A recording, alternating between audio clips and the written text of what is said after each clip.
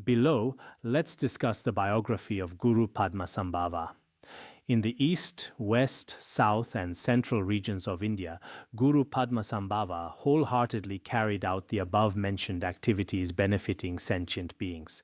Here he doesn't mention the northern part, that's close to the Tibetan region.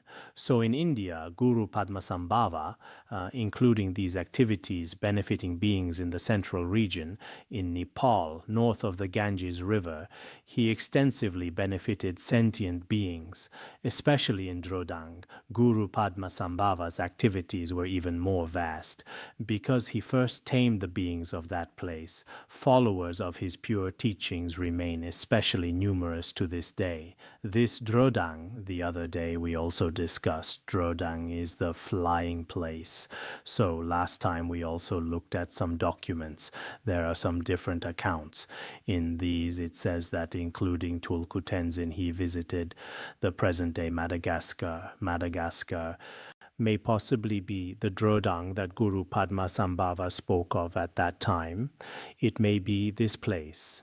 Now, some scholars, previously Tibetan King Tenzin Trinley, in his world history also mentioned that at that time, after passing through France and England, Madagascar, this is called Drödang, and in another book it's also discussed this way. There are several places, some materials they collected at that time. Let me show everyone. This is, here it's explained quite clearly.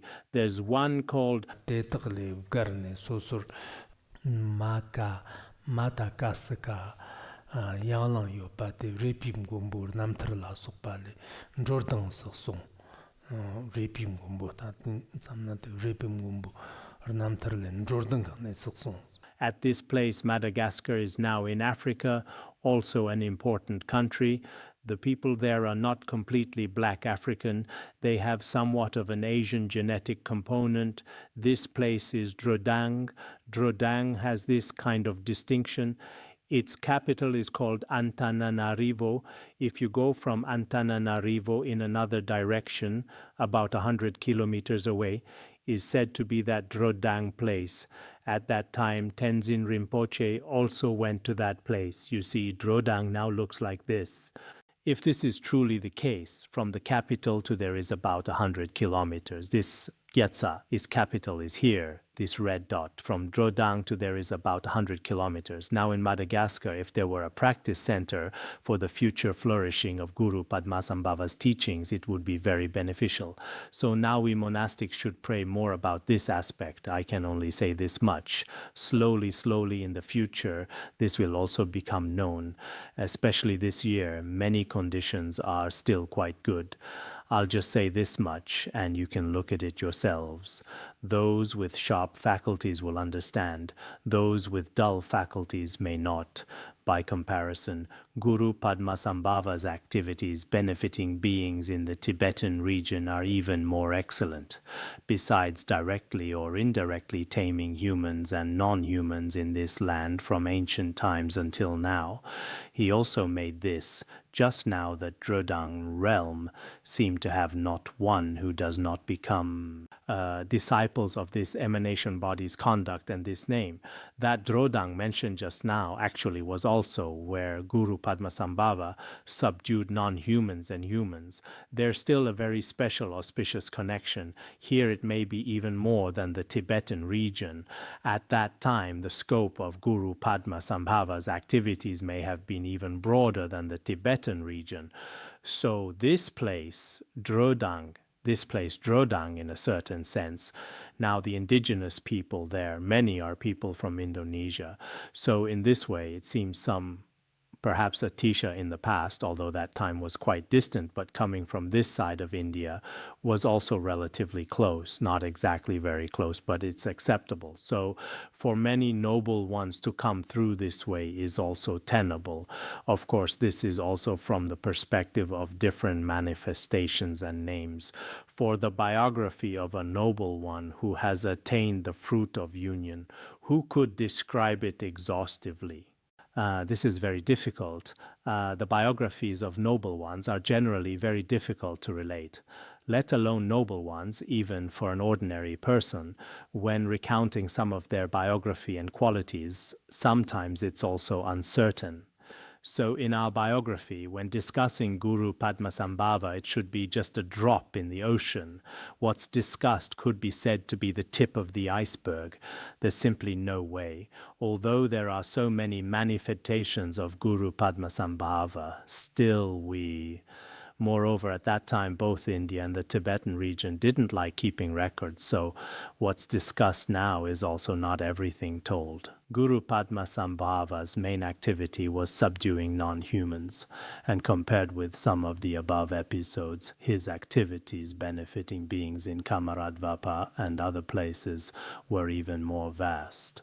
The former were only in several hundred or even several thousand years, a short period of time occurring in a small area among a small number of beings.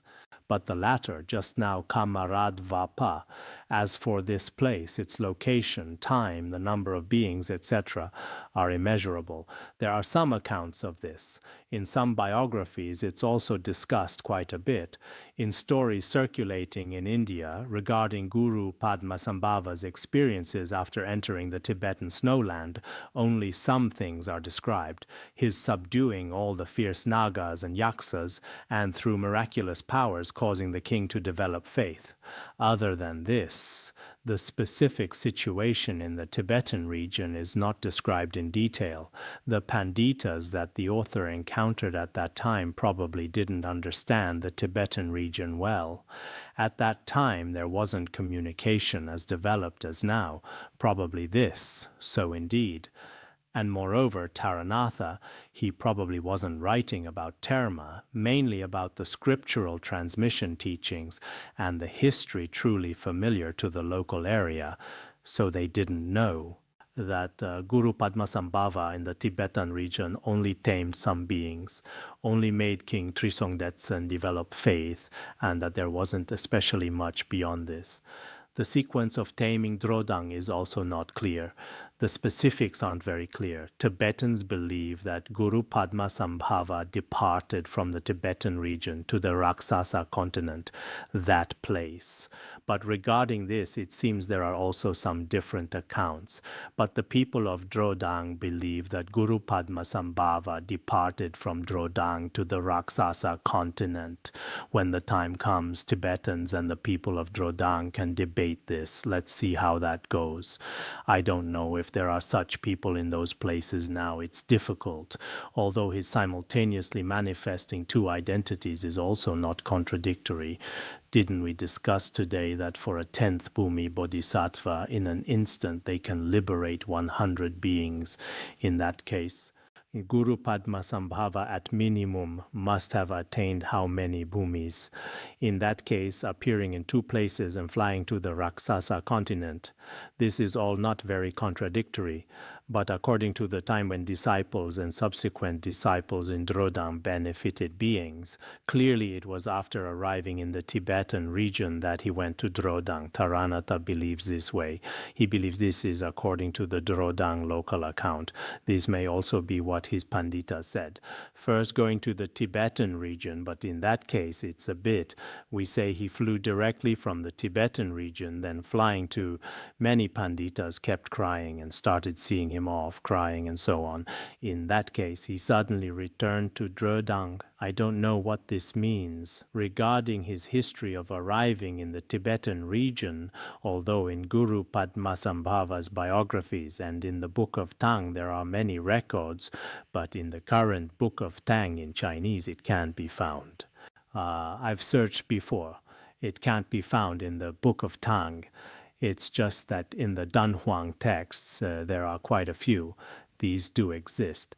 But let's set this aside for now. In the scriptural transmission teachings commonly acknowledged by the Nyingma school, the Pith Instruction Garland, Vajrakalaya, Hayagrava, and so on. In many such categories, there are quite a few with the same general framework but slightly different content, including commentaries on the Manjushranama Samgiti. Now, there are two types. One has a transmission lineage, one doesn't. One has a historical preface, one doesn't have a historical account. The one without a historical account says at the end that at that time, Trisongdetsen issued an edict, and then Kawa Paltsek translated translated it. Actually, Guru Padmasambhava himself was also a great translator. In our current Tantras, many were translated by Vimalamitra and Guru Padmasambhava.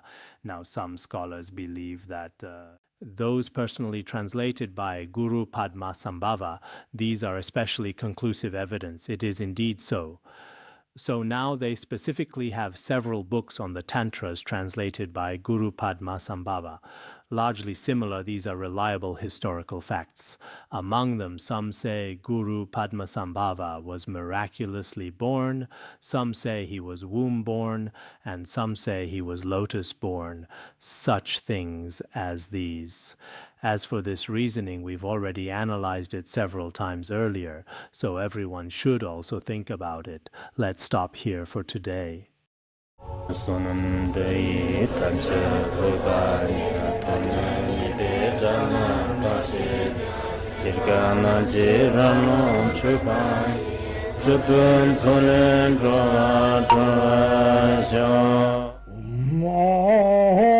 Bandhangara Padmasambhava